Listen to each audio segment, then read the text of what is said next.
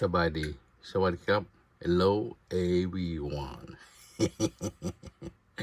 Today is Monday This is breakfast ประตูกี่ดื้อ This is my breakfast มีข้าวจี่ฝรั่ง แล้วมีของแถมนะไม่ตู้เห็นให้นี่ breakfast นี่ทุกมื้อเลยทุกมื้อแล้วเห็นเลย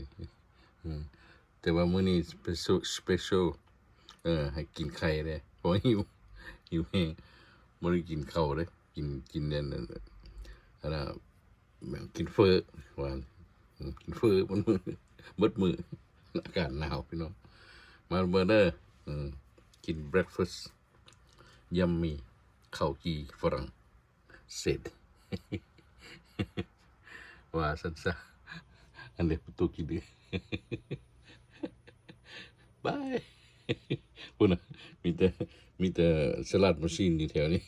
หลายแท้